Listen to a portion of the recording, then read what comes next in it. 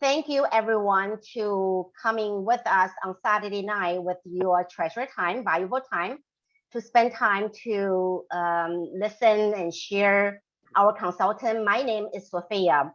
I am the CEO for IvyCompass. Thanks again, and hopefully we able to provide valuable information to you tonight, and so you'll be well prepared for your children, for high school students, in order for them to be more equipped on their journey for college application season. Okay, let's talk about a little bit. I think many of the family and also our friends already know 2021 and 22 are really, really challenging, difficult application year. For the college application number, it's about 110,000 people applied. Compared to last year, increased 13.2%.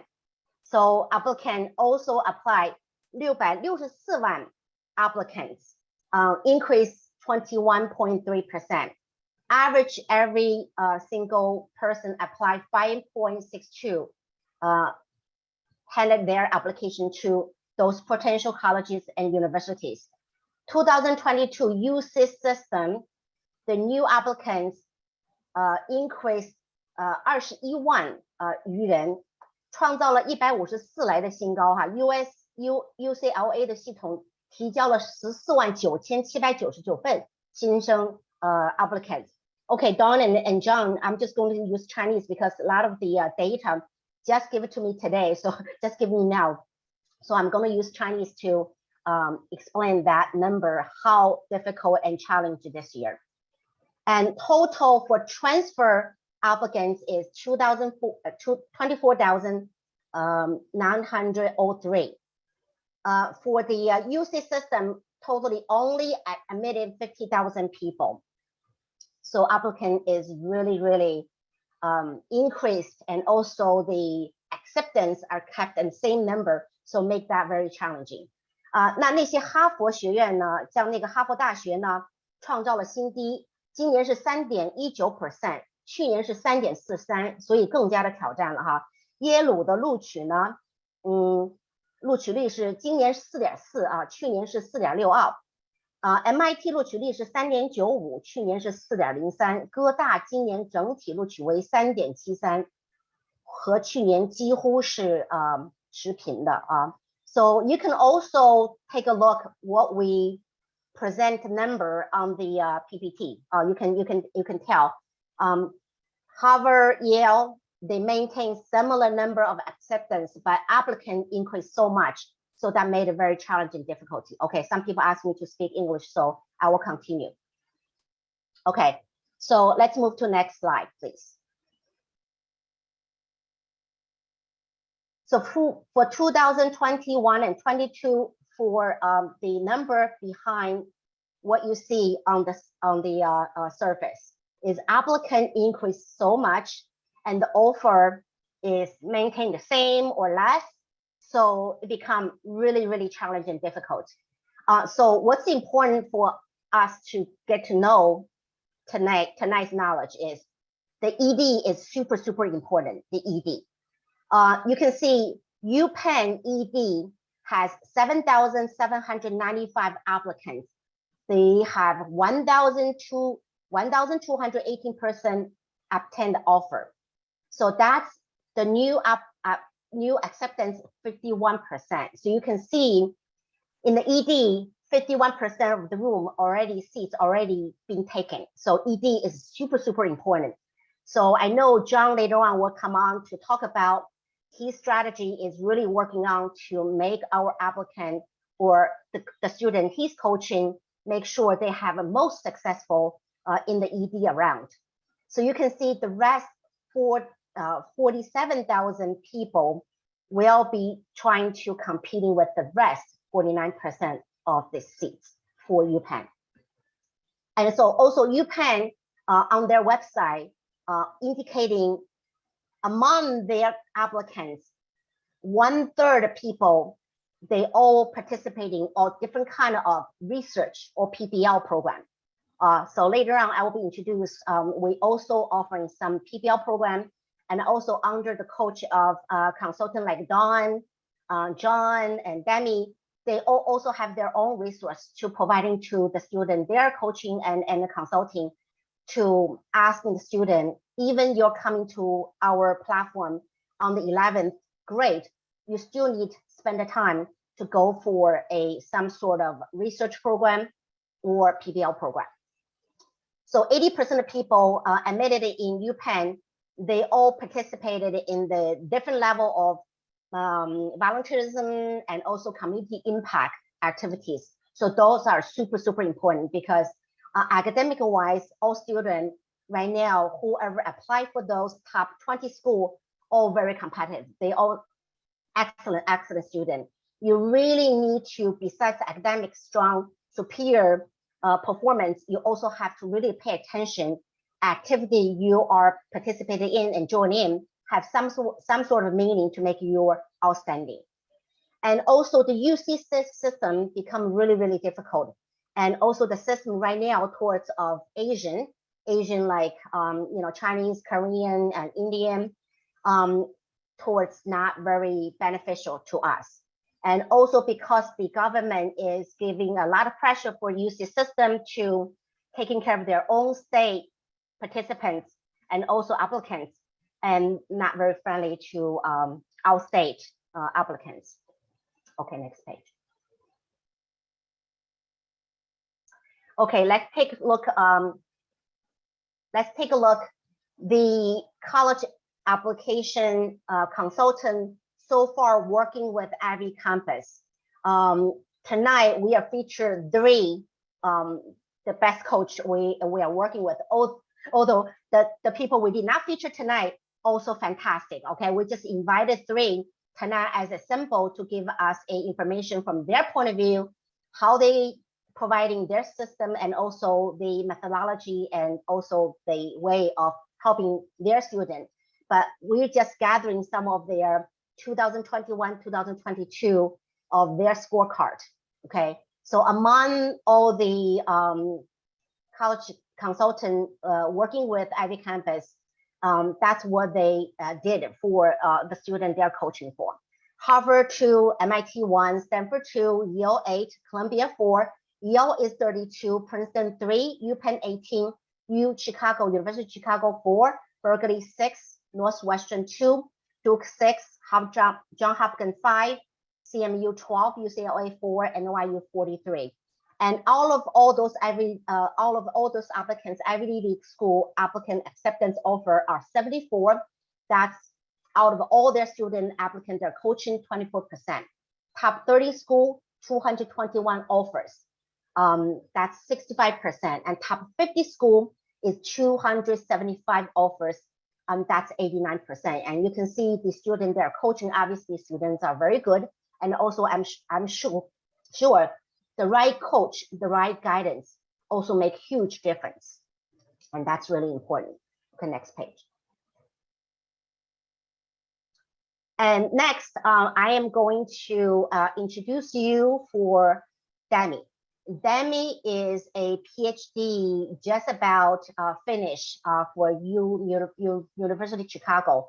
And his major is history. You can see he's although very, very strong, specialized STEM student, but he's also very good of a coaching student, non-STEM student. The reason is himself is study for his history. So he has a lot of a pool of network among those PhDs he can use to help our student with a research program or any information they might need additionally to help them, supporting them to whatever the school they're hoping to apply.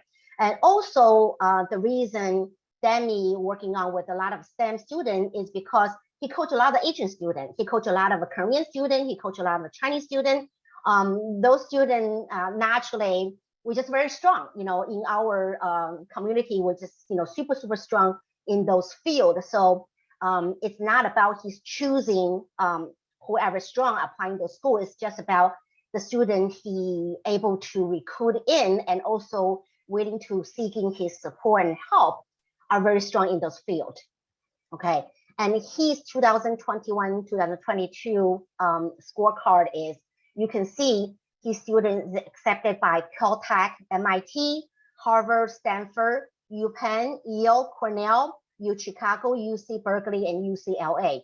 And you can, I'm not going to repeat all the numbers, you can see by the PPT present, very balanced, Stanford, Harvard, MIT. So some of them very STEM oriented and some of the school may not be. And so I don't want the parents coming to me say, okay, because Demi is so strong in STEM, so if my kids are in the liberal arts field, am I able to also thinking Demi will be the potential?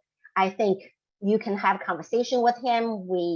IvyCompass is very different. We actually have you before signing the contract. You have the opportunity to have an inquiry meeting with those consultants, so you'll have an opportunity to get to know their style. And from my discussion with the parents, I always say, regardless you choose Demi, John, or Dawn, or any other consultant, Franklin, or any other consultant, we have our platform, they're all very good because we already did our homework, due diligence, to make sure those consultants have a good experience with, we're working with them for many years. They're responsible, they're transparent, they care about our students, they're working very, very hard. I know our consultant working sometimes 1 o'clock, 2 o'clock in the middle of the night. I know John sometimes sending me an email and also text message 2 o'clock in the morning. So I know they pay a lot of attention to our students. And so regardless you choose A, B, C, or different our consultant, they're all very good. You're not going to have bad service, but it's about match. It's about suitable. Every student have different personality. It's about what personality you found is very suitable for your student. So it's about chemistry. Unless your student is very much willing to have that trust relationship with your consultant, they're able to do better job in supporting the work they're supposed to. And so to us, it's about best match, okay? My name is Demi, college consultant with 9 years of experience. So I wanted to spend some time and talk a little bit about the class of 2026 application cycle. It was definitely a difficult cycle for most students. I mean, what we have seen is that for the vast majority of the top schools, they cut their admissions rates by almost 50%. So the schools that had an admissions rate of 7%, they were showing admissions rates of 4%, 3%. So very difficult year in terms of applications for many, many students. Personally, however, this cycle was not a bad cycle. In fact, it was a pretty good cycle. I continue to have around 95% of my students get accepted into REACH schools, and out of those 95% students, about 10% are getting accepted into far REACH schools. I had students admitted to almost every top 10, top 15 school, including Columbia, Harvard, Stanford, Chicago, UPenn, just to name a few. One of the very interesting things about this cycle, however, is that because it was so competitive and not many of my students were admitted to 3, 4, or 5 top schools, we were able to identify that the students that were the most successful, they were following a similar pattern in the way they presented their applications. And there are two things that most successful students did. I mean, one thing that definitely all of the students had were competitive GPAs.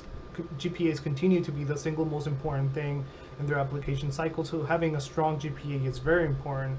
Not to mention, of course, class rigor, which is the second most important thing. So having a GPA with difficult courses, you're challenging yourself academically, that continues to be very, very important. And SATs following the same pattern, those are also important, but not as much as GPA, not as much as class rigor. With the inclusion of many schools that are now test blind, test optional, The SAT has become a bit of an enigma. However, we still see that the students that perform best on the SAT with very good GPAs and very good academic rigor still continue to perform pretty well in comparison to students with poor GPAs and SATs. But there are two things that remain especially important in this application cycle. This is something that I noticed with my students this particular cycle. It was really easy to identify those students who were most successful having these two elements. The first one is a strong narrative. So admissions officers, college consultants, we all talk about narratives, but here what I'm referring to is not just a very simple narrative saying, okay, well, this student is interested in computer science and they've always done computer science and this is what they love. What we saw, or what I saw as being rewarded the most, was having a unique and powerful narrative that was complex and that showed different facets and elements that made the student's life, academic journey, intellectual curiosity, etc. And so having a narrative that showed different elements of complexity in the student became really important. One thing that we noticed, or that I noticed, is that students who had conversations with their teachers about their letters of recommendation and were very straightforward in pointing it out that they wanted their letters of recommendation to include this specific set of things, as well as course selection, extracurriculars. The students who were very, open-minded, but at the same time very focused on what they were choosing and why, and the ability for them to present those in essays and activity lists and so on, was very important this year. So narrative, making sure that the narrative is complex, making sure that the narrative shows every element or most important elements of your intellectual, your personal, your emotional life, that was very, very important. Of course, for students, it is often difficult for them to, identify when they have to craft this narrative or why. In fact, in my opinion, most students have a great narrative, they just don't know how to put it forward. And that's the job of the consultant, helping them, find their own way, create their own stories, making sure that the things that really matter and really make them who they are is what they're putting forth in their applications. Oftentimes students just think that they should say, well, I'm great in math and I love numbers and I love computer science and that's all about me, even though they're great in art and music and Latin and history. They think that omitting those things is the best strategy, but in reality, having these narratives that are complex and that they show all the different elements of the student's life is really important. And again, here the students who had the most to work with in terms of creating a narrative, who had the most well-roundedness to add more to their already academic focus, generally did much better. In fact, this is true especially when they were able to combine as many things into their own academic passion, and perhaps to justify a major, perhaps to justify a specific program in the university. So that was definitely one of the most important things. The second thing, and it's quite related as well, is the development of a major passion project, or what I like to call the Cornerstone Project. These are generally projects that are, where the students invest a lot of time in them. They become part of their lives. Generally, they work on these projects for over a year, and they can be anything from a business, an application, a research project. It can be many things. What matters is really that the Cornerstone Project sort of like combines all the elements of intellectual curiosity, intellectual interest, academic interest, social interest, into one project that is sort of like the culmination of the student's high school experience. And I noticed that students who were successful in having a clear Cornerstone Project we're rewarded by the admissions into universities. I think because that place also adds more into the element of the narrative with something that's a little bit more tangible, and you can definitely see, oh, well, this student has these many interests, and they were able to combine it into one project that summarizes or has in a nutshell who the student is, at least intellectually and academically. And so those two things were the most important things in sort of like setting students apart in terms of how successful they were. Just to give you a window into my students and their application cycle, I want to talk about two cases. The first one is a case of an elite student getting admitted into UPenn Wharton program. One of the things that I noticed with this student is right away when I started working with him in 8th grade, actually, I started working with him when he was an 8th grader, was that right off the bat, it was very clear that he was very interested in environmental science. He lived in Hawaii, and he was very interested in plants. He was very interested in making the environment clean, sustainability, and all these different elements. And as he started to grow up, and as I guided him towards, finding different things that he was interested in, he discovered that he really was interested in business. And then later on, in junior year or sophomore year, he was very interested in computer science as well. So one of the things that we were able to do is making sure that he engaged with all those three things during his high school journey. So he continuously worked on environmental science, working on research papers, traveling abroad to the Philippines, Mexico, and doing research on various different things about sargassum in the Yucatan Peninsula, and various different things in relation to environmental science. But at the same time, he was very focused on working with business clubs, economics clubs, stock exchange. So he had this very strong interest in business, working with different projects that were business oriented or economics oriented. And then in computer science, he started working with attending camps, taking courses, participating in tournaments for coding.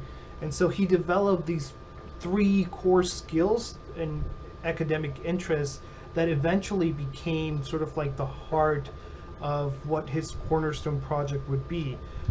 Ultimately, he was able to develop an application that allowed for people who were visiting tropical locations such as Cancun or Hawaii to have this application where they can find the easiest and most simple ways to volunteer in those locations, beach cleaning or working on something environmental science or sustainability related activities for volunteer work.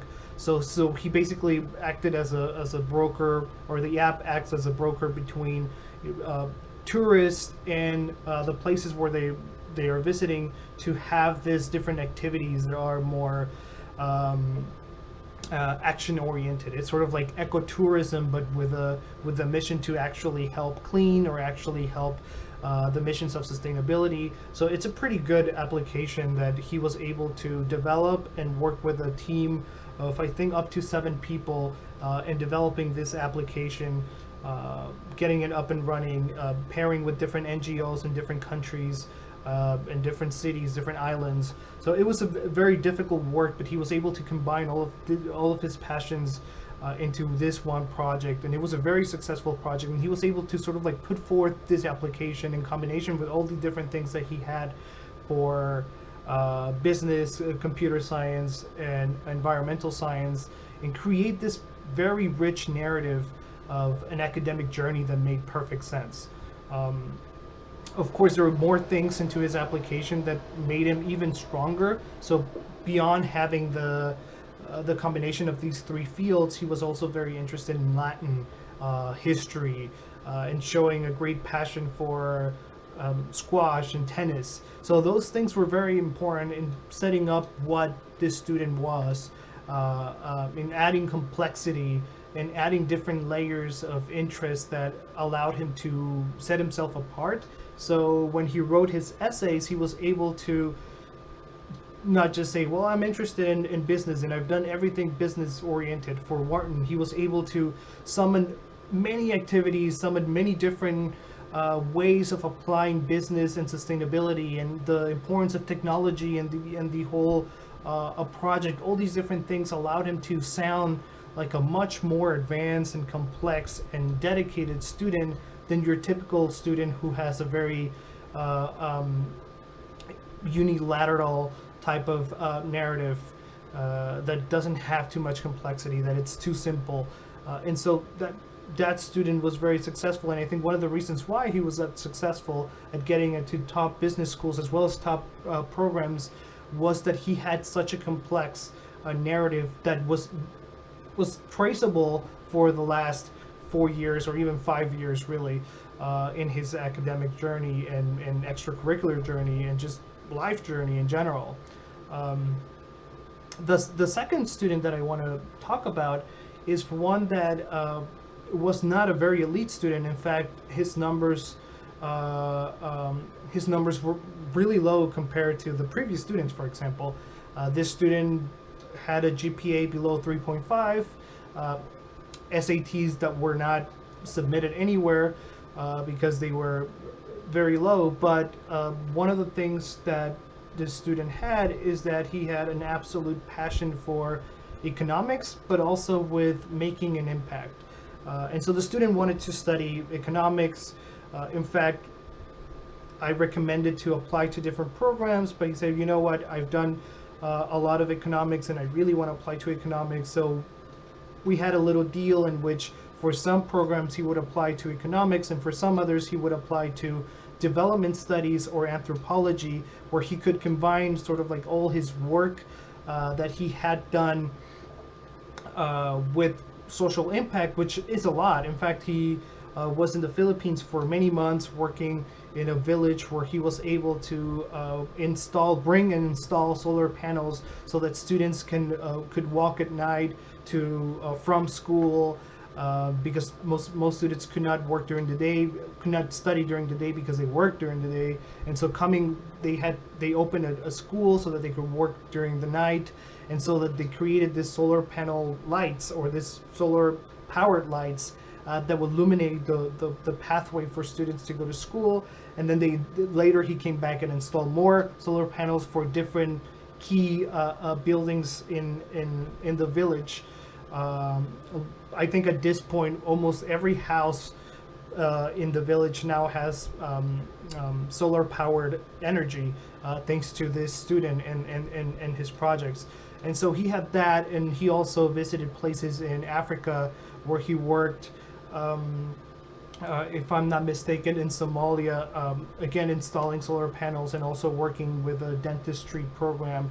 And so the student was engaging in so many different things about, social impact, especially in the global south, and creating, all these different programs and projects. So he was very engaged and very, very motivated to be a part of these programs. So what I identified is he did do a lot of work with economics, with business club and things of that nature. And so it did make sense that he was interested in economics. But at the same time, what I thought he could do, because even though he showed an interest, his academics and his test scores as well as his extracurriculars weren't as great for economics. I thought that it would be great for him to combine what he had with social justice, with social impact, and the little bit that he had with economics, and sort of like find a narrative to create this person who's really interested in ameliorating the economic conditions of the global south, or being sort of like a tool or part of the movement to be active in development. And so development studies became sort of like a major that I suggested. Anthropology with a different twist for some others. And so he decided to apply for 50% of the school's economics and then 50% of them development studies or something similar. And he was able to get into a far reach school. So with his numbers that were very low, he was able to get into UVA, University of Virginia, as a far reach admit, really, through like finding this narrative of development studies. And what is really curious is that even though he thought about, well, social justice is my extracurriculars and I really like economics, but he wasn't able to see that he could actually combine those things. And in fact, that ended up being more true to who he is. He was able to write better essays. He was able to create a more unique narrative that showed clear passion for the field of study. And so he was fascinated by the time we were writing essays that he ended up switching to like 75% development studies or something similar, and then just 25% economics. Like I said, he was able to get into UVA with numbers that didn't match at all the numbers of the average admitted students. And so we were proud. We were very. This is a student that I started working with him senior year, so I hadn't met him for long, but I was able to, read his extracurriculars and identify the things that he had going on. So we created this narrative, or helped him find this narrative, really, because the narrative was there, to empower him to do well in this application cycle. And at the end, we were very proud of his results, and he was really able to do a great job with the applications, and we were really proud of him.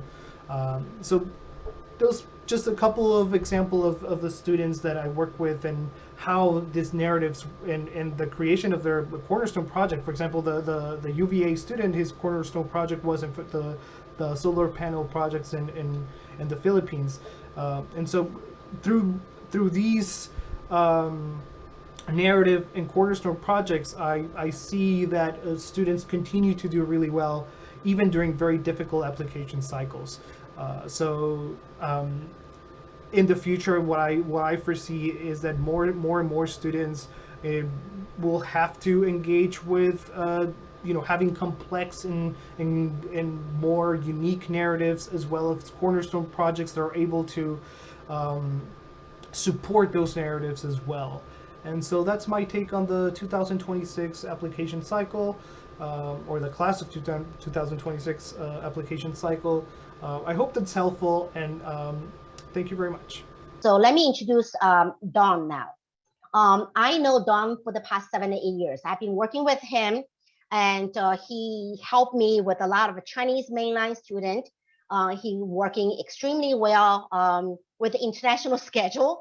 And you can tell, he's very senior. He working with the Princeton University as a mission director officer for 36 years. And after he retired, he continued supporting coaching students with almost like 300, 400 students. On top of that, many of them are ABC, born in United States. He also coaching a lot of American students. He also coaching some of the Chinese students from mainland China. I know he coaching like half. So, and also one point I want to make, Don is a pilot. He was serving for U.S. Navy. He also was, I know, very taking care of his health.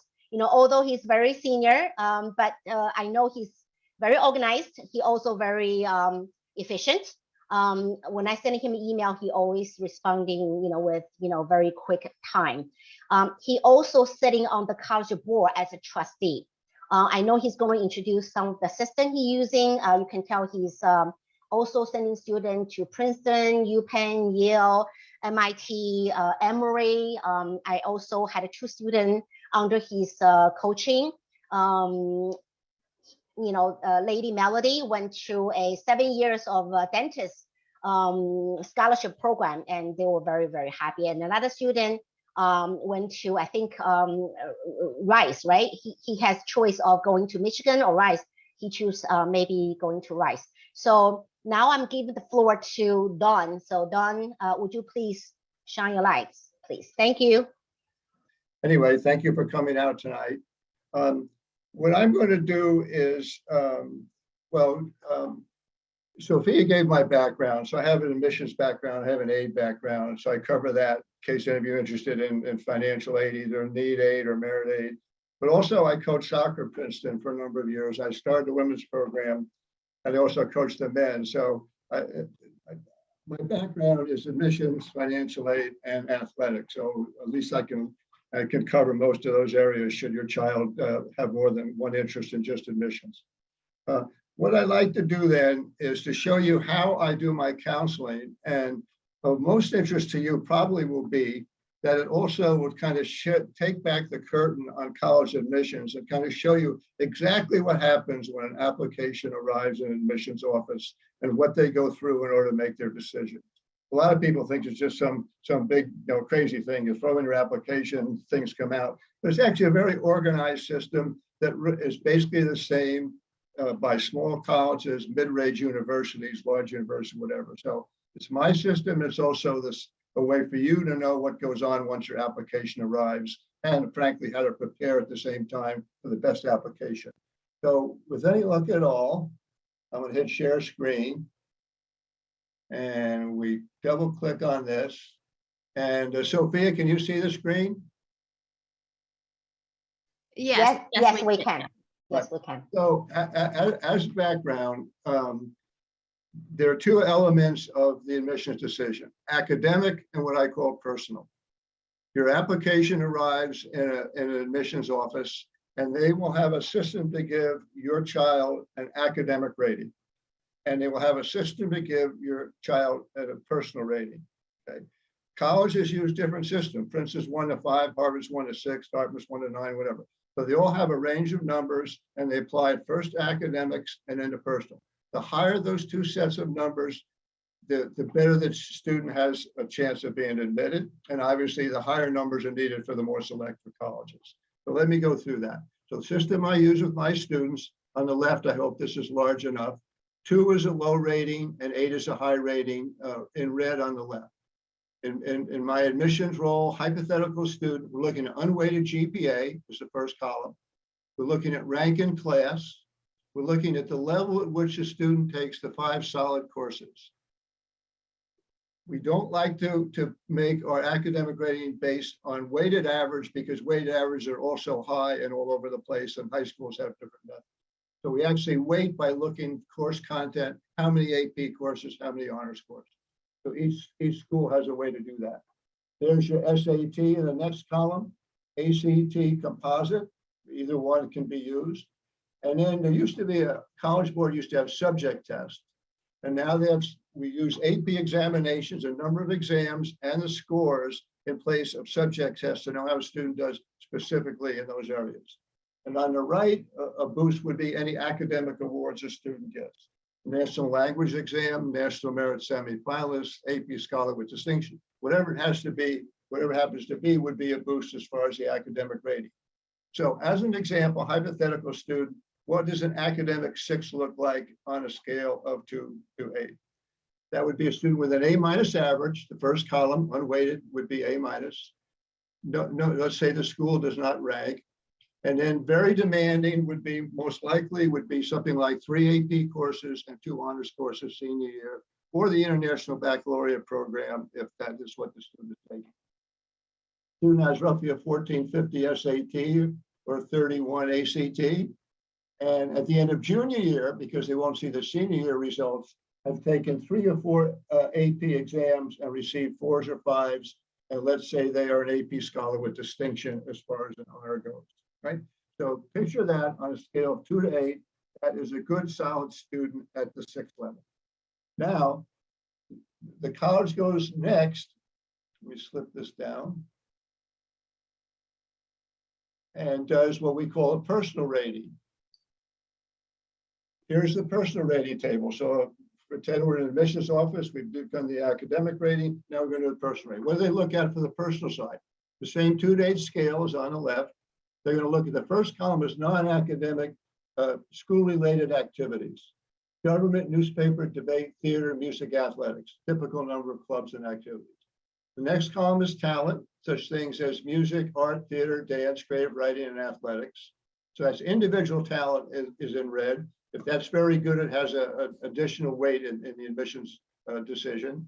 The middle is other achievement outside of school, such as camps, club sports, employment, internships, scouting, and selective summer programs.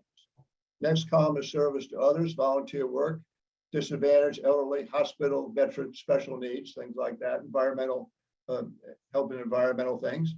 Next would be leadership, positions of responsibility, elected or appointed.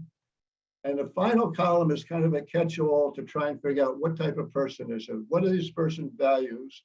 And that would be through things like teachers' recommendations, counselor's report, essays, of all different types of essays, main essay plus supplementals, interview if an interview takes place. So all those shed a light on the individual's personal characteristics.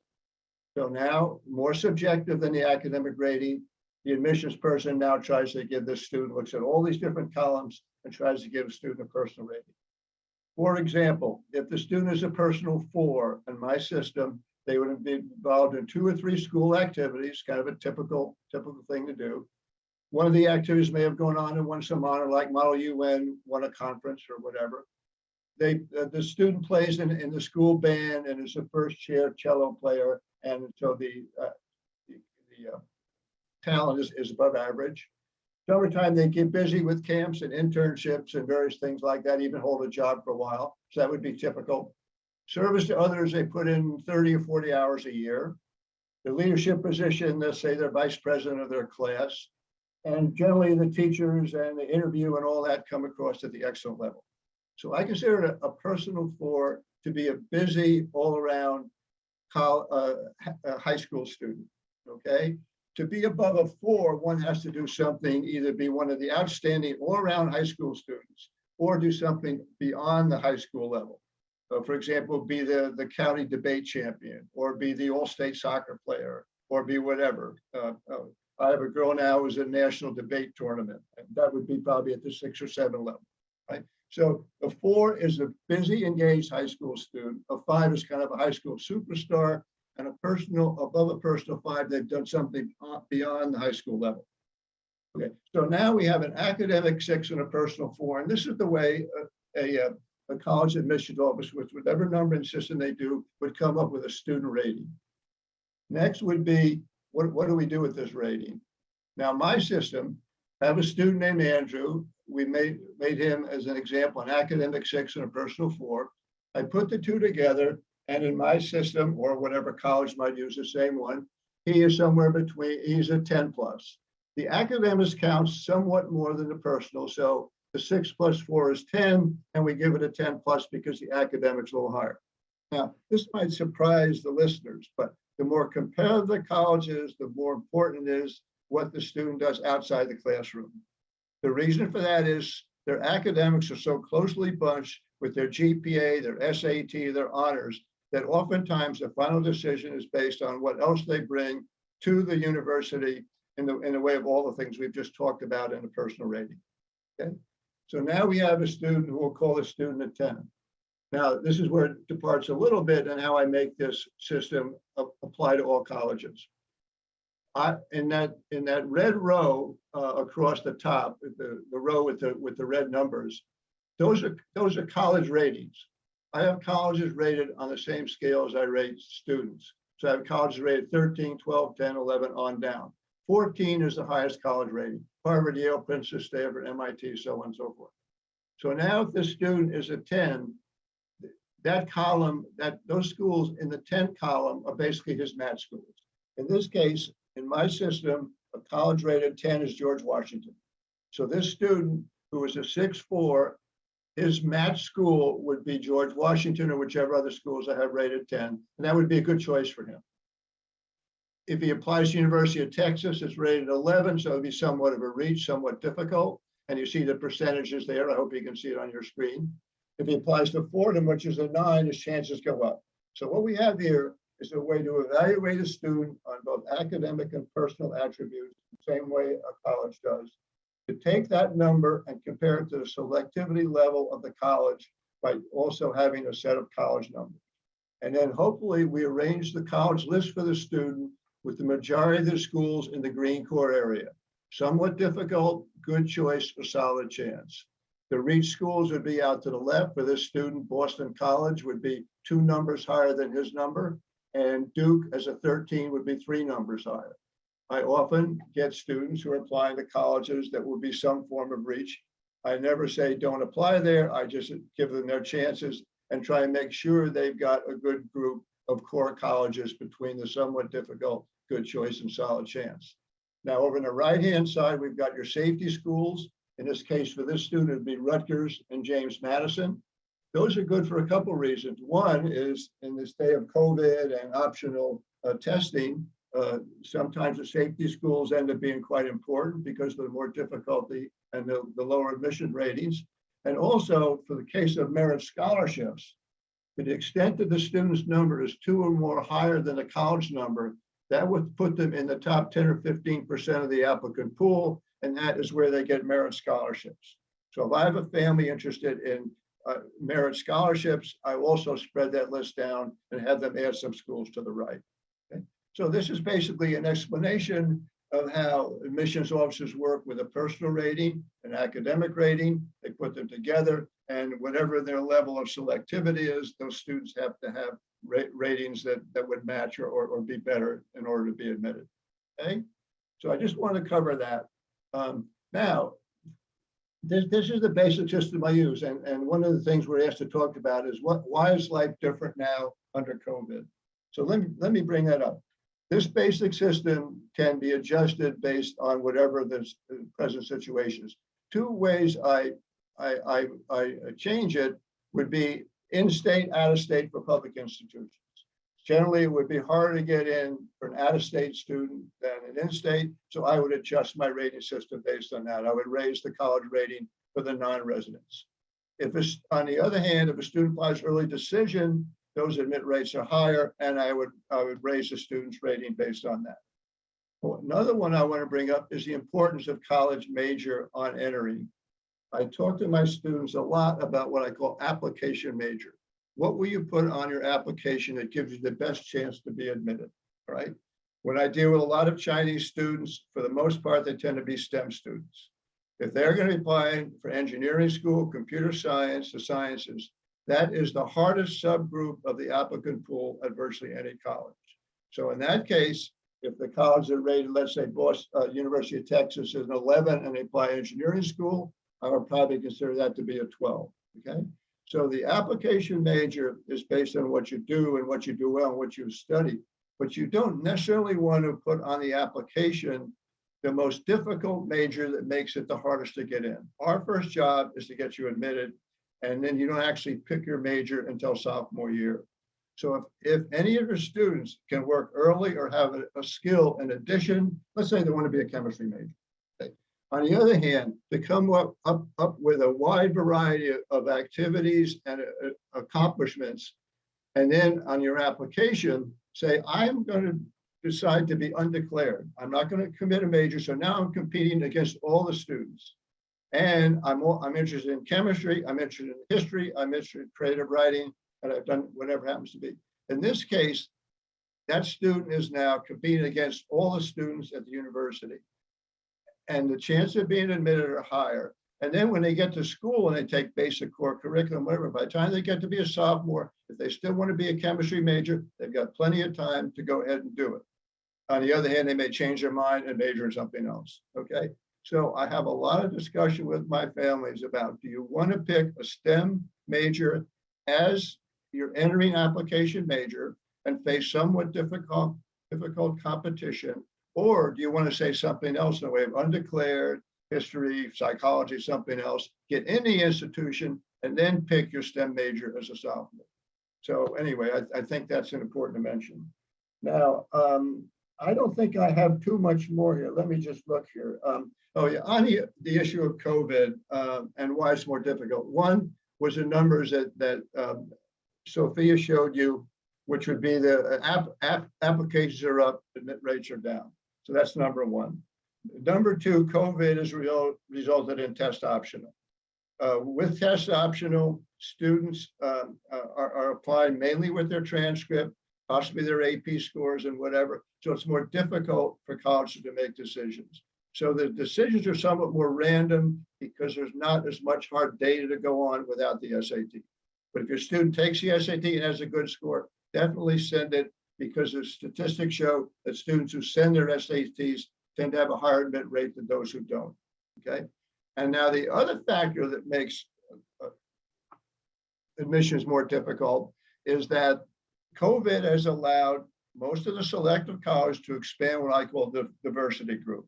It would be minorities, low-income students, first-generation college, things like that.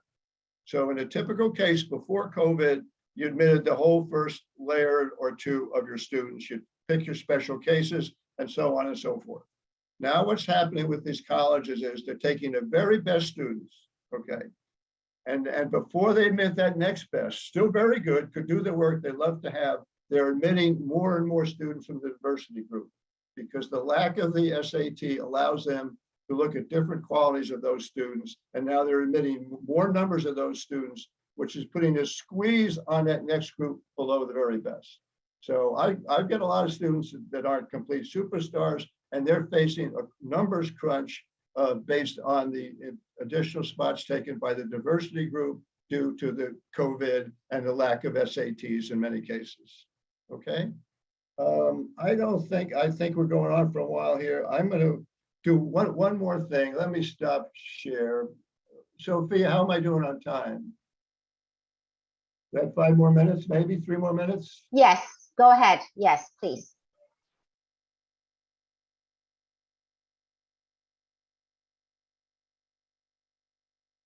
So this is my class of 22. I have about 20 students. I have a student going to Toronto, waitlisted at UNC, Case Northeastern. This student was at 12 basically.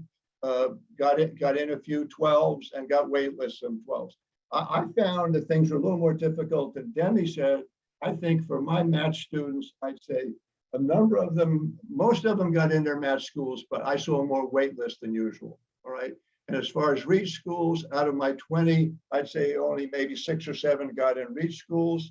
Most of them got in their match schools, and they also got waitlisted at some match schools.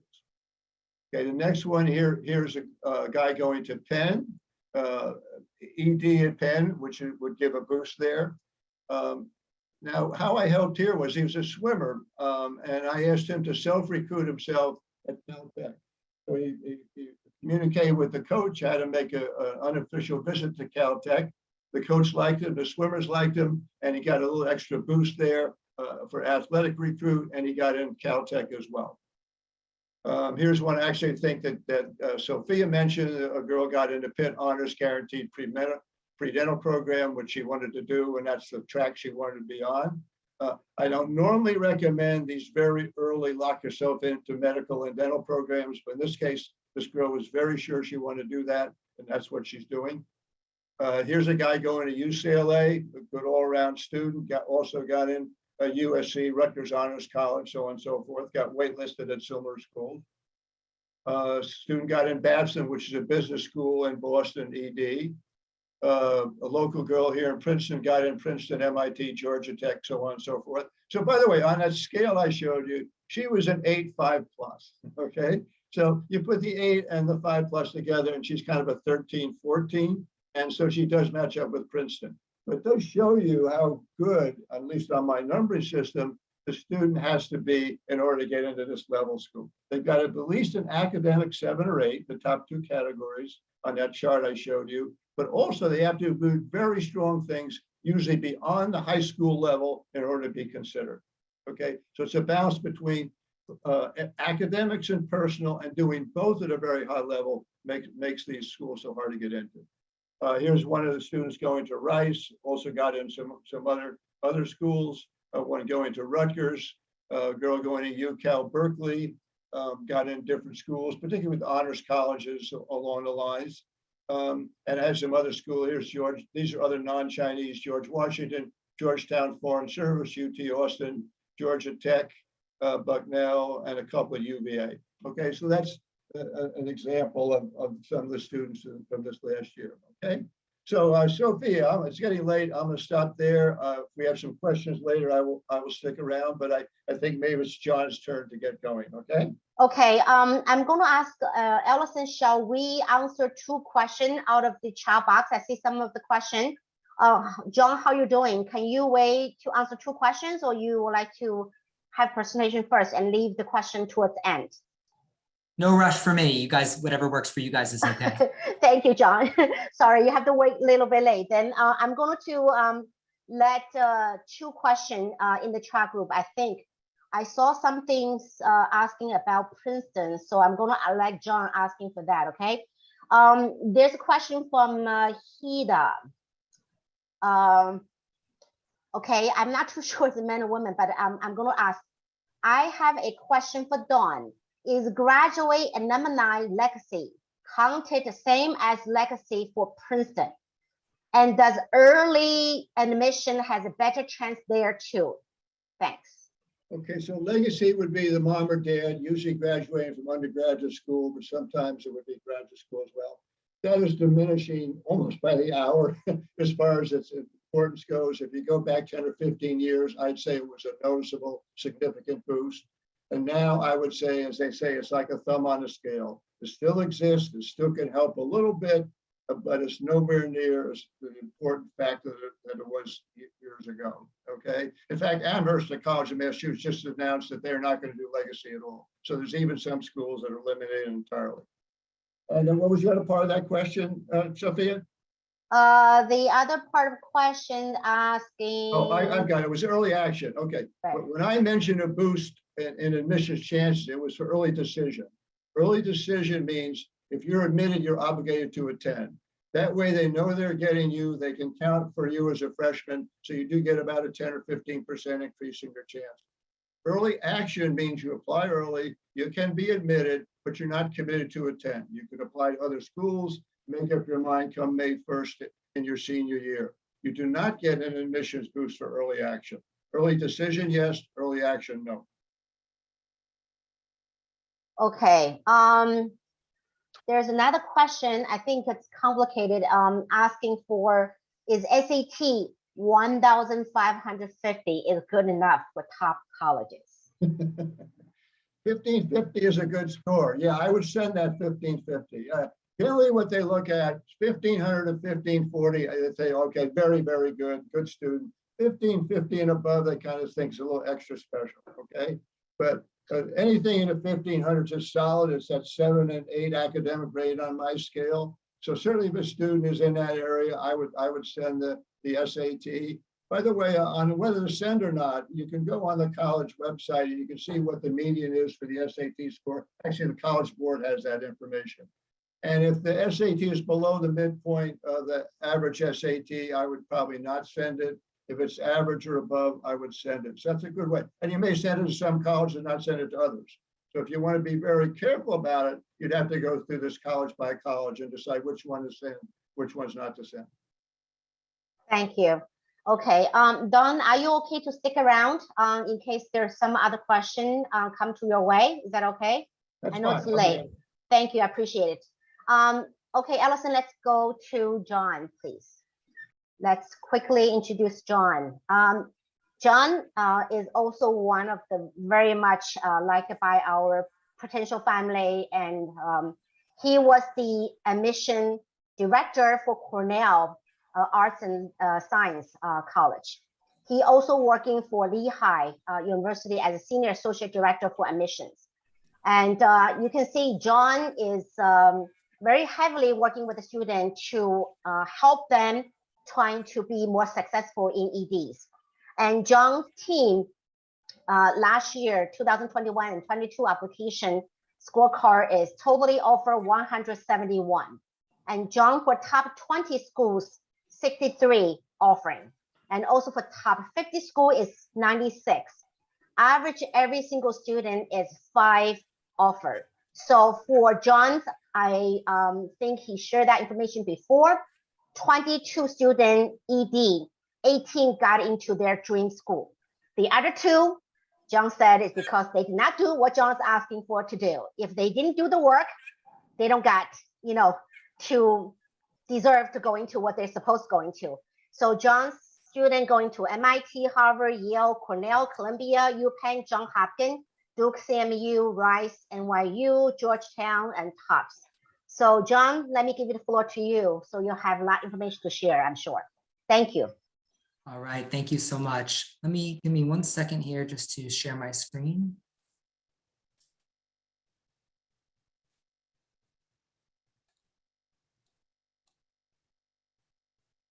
All right. And you know what? I'm having a technical difficulty here. Give me 1 second to restart my PowerPoint presentation.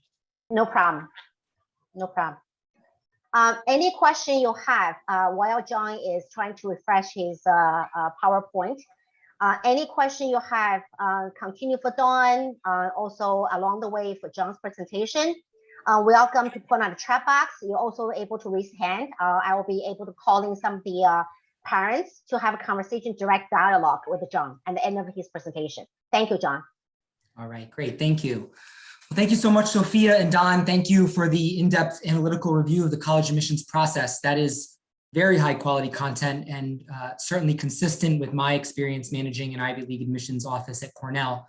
Good evening, ladies and gentlemen. Thank you for the opportunity to share my thoughts about the college admissions landscape. Like my colleagues, I will start with a quick overview of the results from my client group from last year.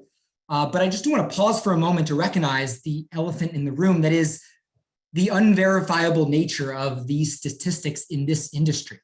You know, when I was working at Lehigh University, we used to offer independent counselor tours. And these tours were designed for college counselors not affiliated with any accredited high school. At that time in my career, I was the admissions presenter who answered the questions of all the independent counselors. And in my experience, although these counselors had the credentials, that's how they ended up on our campus, honestly, at least half of them had little or no understanding of how highly selective college admissions really works. So before you spend any money, time, or energy, make sure you know what you're looking for. Identify the qualities you're seeking in an admissions consultant or the areas of expertise you're hoping they can cover: selective admission knowledge, merit scholarship expertise, need-based financial aid consulting, essay editing, extracurricular engagement strategy, research question development strategy. Everyone's a little bit different, and identifying what area is a strength, I think, is really important in this process. In the end, I know I partnered with IvyCompass because this organization is committed to high quality consulting services from people who understand highly selective college admissions. You know, I promise you, this is not a guess, 99% of the college admissions counselors in this country could not provide the overview that Don just gave a few moments ago. So do your homework in this industry. It really is quite important. As it relates to my results, I want to note that, as Sophia said, 22 of the 25 students I worked with exclusively last year were admitted in the early round. Since there are ways out of the early decision commitment as per the NACAC guidelines, as it relates to being able to afford the tuition, some of my students kept their applications active after earning the offers and ended up securing a few additional offers from Ivy or Ivy-like schools in the regular decision and off the waiting list round. Amongst the 20 Ivy League offers that I had from my exclusive group this year, 10 were from Cornell, 6 were from Penn, 2 were from Yale, 2 were from Columbia. I had students from MIT in those places in the past, but I don't know if that was a typo. I did not have someone from MIT from my exclusive group this past year. In addition, I want to note the academic direction that my students chose. First, amongst the 25 students I worked with, only one applied as a business major. You might be wondering why. And the answer for me is strategy generally. You know, Harvard doesn't offer business. So when I explain to parents that if we begin building their 9th grade student a finance story, that story will likely preclude them from applying to some of the best schools in the country like Harvard, they often shy away from the finance business school direction and lean towards a strategy of applying to the College of Arts and Sciences under the economics major. This strategic shift will keep the door open for universities that do not offer business like Harvard and offer the flexibility to apply to a business school if the student chooses for the schools that offer it. This is the flexibility that strategic planning can provide. Second, I want to note that amongst the 25 students, I also only had 2 students apply as engineering colleges. This was not strategy-based. It may just be that I was, in fact, the director of admissions for the College of Arts and Sciences, and so I think people associate me with the Arts and Sciences College. But as noted before I got to Cornell as the director, I was at Lehigh University, and Lehigh is a very well-known engineering school. I'm very comfortable with building engineering applications. In fact, I think in some ways we have an almost unfair advantage against engineering students because engineering students generally are STEM-oriented and less writing intensive. And so to that end, if I am working with a strong STEM student who can eloquently describe a technical area to me, we have a really strong case to make in an application essay. Third, I want to note the specialty colleges. In some instances, we were able to make use of these specialty colleges. Cornell specifically is known for these colleges, such as the College of Industrial and Labor Relations or the College of Agriculture and Life Sciences. In these unique colleges, understanding exactly what they are seeking is of utmost importance. We had 2 students earn Ivy League offers through the specialty colleges this past year. Now I want to tell you about the saddest student, sad, right? Sad as in bad. The saddest student I had after the ED1 round, his name was Avi, and Avi applied ED to Brown, and he was rejected outright. He applied ED2 to Johns Hopkins, and he was deferred. But this is the screenshot I received of the email I received from Avi after both ED1 and ED2 rounds had passed, where in the RD round, he was offered to Yale, Cornell, Dartmouth, etc. In regards to the refusal from Brown, Avi waited until the last minute to do the required, and this is one of the only schools in the country that requires this, the required video portfolio at Brown. And the truth is, even a strong student, strong enough to be admitted to Yale in the RD round, cannot wait to the last minute for any aspect of his application to a school at the quality level of a school like Brown. But because we had developed a very strong academic narrative, I knew it was just a matter of time until it was noticed in the right context. And although we can never predict, that's the problem with RD, right? In the RD rounds, the regular decision rounds, we can never predict where the student's going to be offered. When the narrative is strong, I know they will be offered. And Avi's narrative was strong. As you can see, and I don't know if that screenshot image that you guys, whether you can see it well or not, but what you can see is that he noted in his email to me, none of this would have been possible without a clear and compelling narrative early on. He knows that because we talked about that clear and compelling narrative in almost every single meeting. Okay, as it relates to the trends that I see in college admission space, I concur with much of what my colleagues mentioned before, but I will briefly add a few notes. In the standardized testing space, as Don, I believe, noted, I think the varied policies will make the decisions that come out more complex and less clear to someone that doesn't really understand the back end of what's happening. And what happens when the potential applicants and their parents and the guidance counselors don't understand the decisions, more people apply, right? And that's why you get these huge application numbers and lower admit rates. I think these varied testing policies will likely lead eventually to a bit less national attention on test scores, which I think will eventually change the way many colleges read applications. It won't be all colleges. We know that MIT has already come back and said we're going to reinstitute. At Cornell, for example, there's 7 different colleges. 2 of them have one policy of being optional. 5 of them have a policy of being blind. The UC system has decided that they don't want the SAT or the ACT, but they might want a different standardized test. So you're seeing a wide variety of perspectives about standardized testing across the country. It's going to take a couple years for the colleges to look at the incoming class data, see how well they've done, the students, and make some decisions. But I also concur with what Don said, that this dynamic, this environment will increase accessibility for underrepresented minorities, which will make it more difficult for majority applicants as they apply. And then the last area, well, the second last area I noted was the curriculum. I do think that, I know there are some schools out there that do not have as much focus on AP scores as others.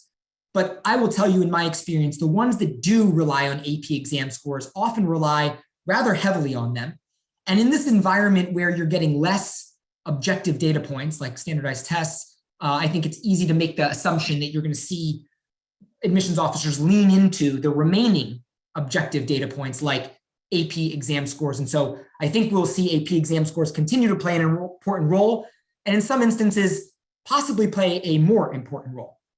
And then the final kind of trend I see, I think is pretty obvious, is the community impact trend, right? In my stories, I do most everything I can to put together an academically connected and academically relevant community impact question.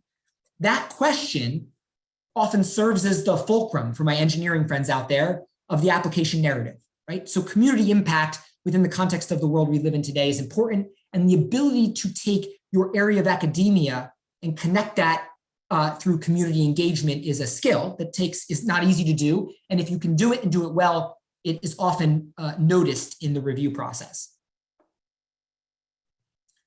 Finally, for those of you who are a bit unfamiliar with me, a quick overview of my general strategy is as follows. So first and foremost, in the initial review, my initial review of a student, what am I doing? First and foremost, I want to understand the engagement experience. We need to know, how did you spend your time and your energy outside of the classroom? As Don noted, most everybody who applies to a top tier school has the requisite GPA, the requisite standardized test. Those are bars of entry. The decisions rise and fall on the way you spend your time and your energy outside of the classroom.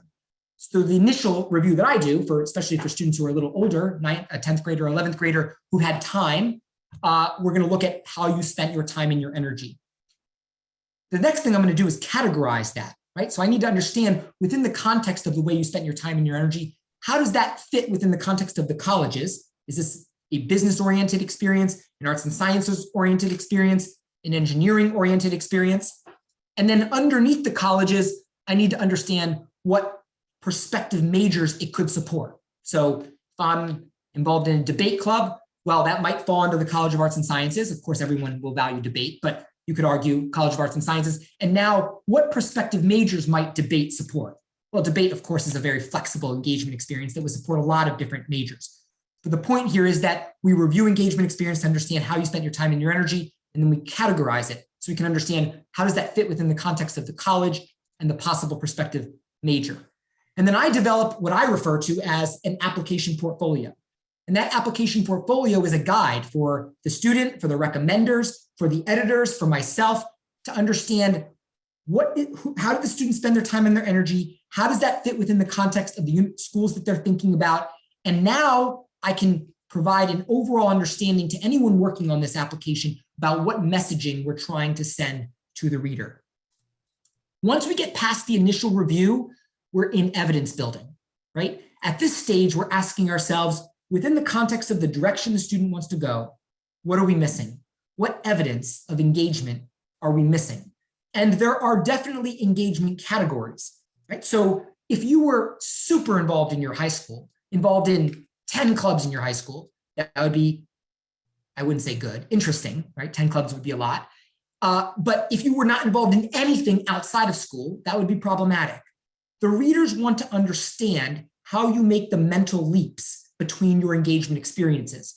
So you start with in-school experiences because they are the most accessible, right? You go to high school, they're right there in your high school community, and the colleges, as communities themselves, want to understand how you engage in a community dynamic. The only way they can do that is to look at the community you're currently in. That's your high school. So you need foundational engagement in your high school community, and some of that engagement should be supporting the academic direction. Not all of it, but some of it should be supporting the academic direction. After that, we want to make progress. So we have out-of-school engagement. Sometimes this is a summer program. Maybe this is could be a summer research program. It could be a summer class. But what the reader wants to understand is, based upon that engagement in school or whatever you talked about in your club or organization, how did you make a progressive step? How did you do something outside of your school to illustrate that you're interested in exploring? After you take a progressive step, we often like to see students engage in question development, right? We use the term research, but it's really about question development. If you're interested in this area of academia, what questions do you have about it? And how might we explore it, right? That's research. And what we find is that, yes, lots of STEM students do research, but we don't find nearly as many social science or humanities students do research. And you can have oftentimes a bigger impact in the humanities and social sciences with research.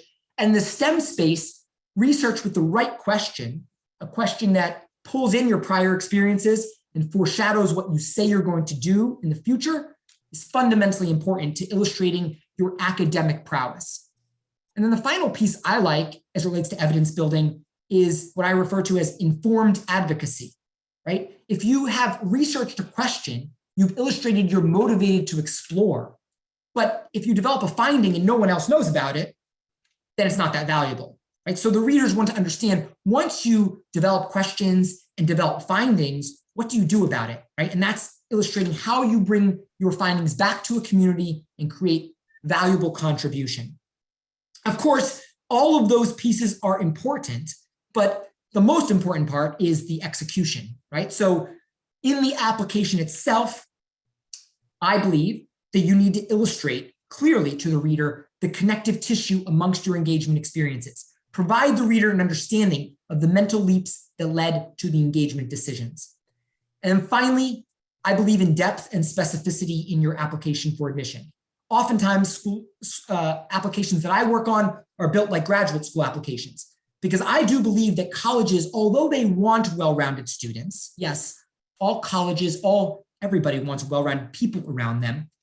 The process, the review process, is not built to value well-roundedness. When someone identifies with great depth and specificity and passion in a specific area, it's more notable in the application. And as such, I believe our job is to be a puzzle piece of that well-rounded class. Unless you're just amazing in every area, then being well-rounded is okay, right? But if you aren't amazing in all things, I suggest focusing, at least in the beginning, build this area of strength, and then think about how disparate areas of academia can create synergies in your application for admission. Finally, I would like to provide a short example of one of my students from last year.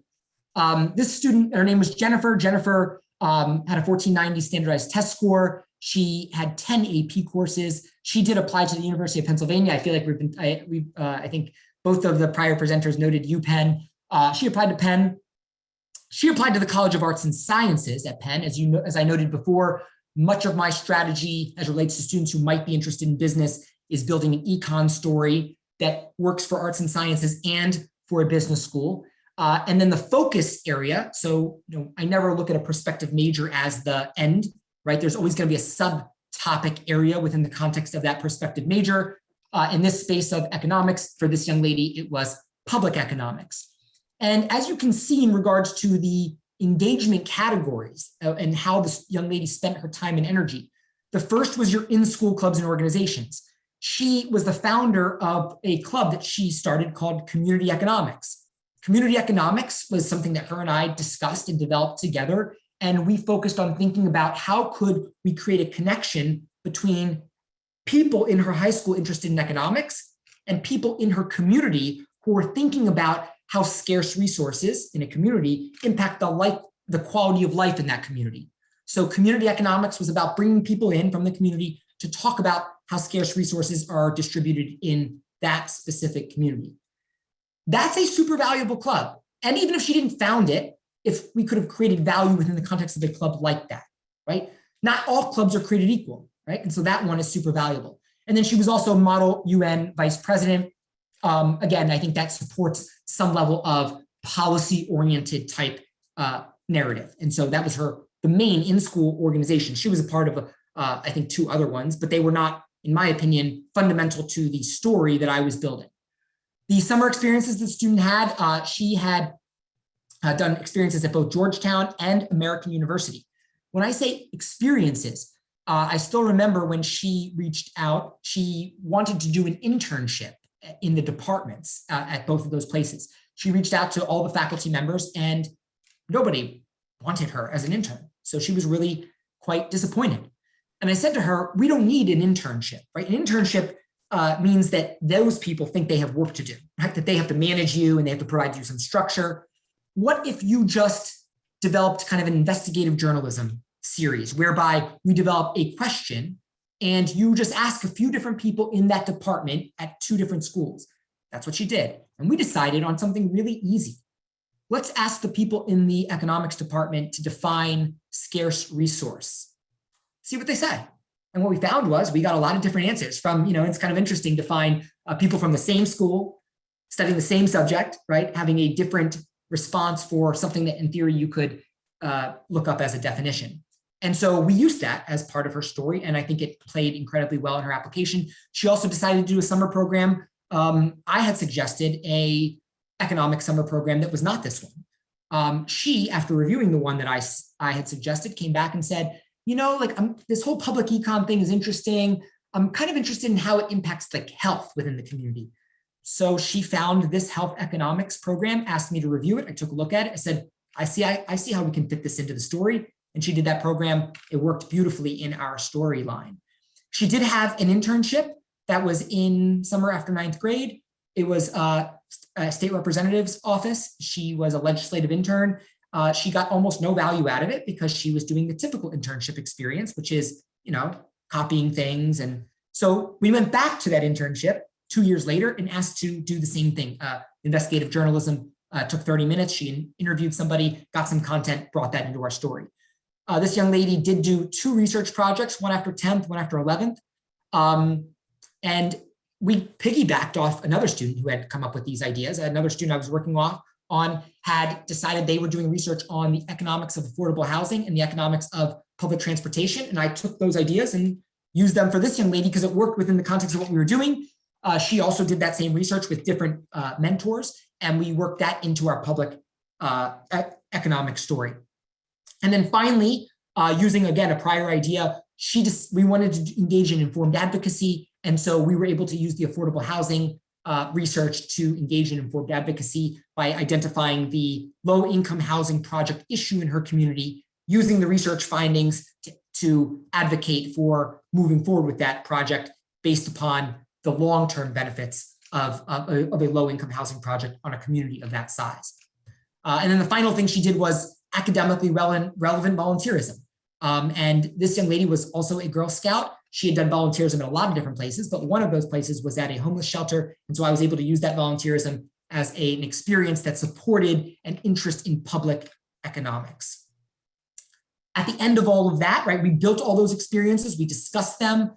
When it was time to benchmark her college list, you can see on the other side of the slide, I grade these elements, right? I ask myself, how many academic narrative engagement elements do we have? How strong is the evidence for each element? To Don's point, yes, many admissions officers do use a point scale. I've been doing this for a decade. I don't necessarily do it that way just because, at this stage, I don't necessarily need to, but I can certainly see the value for other people seeing that point scale. I kind of do that in my own mind, not necessarily as analytically as Don does it, but generally speaking, every aspect of the way you spend your time and your energy needs to be considered, and the quality of that and the depth/connectivity to the area of academia is considered within the context of benchmarking that college list.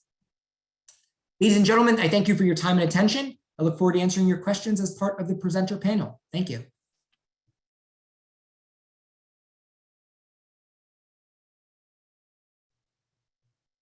Thank you, John. Okay, let me take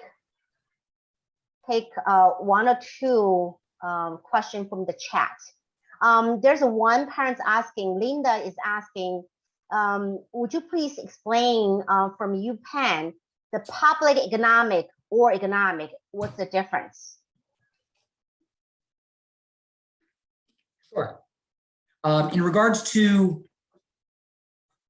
economics is a major, just like psychology or public health.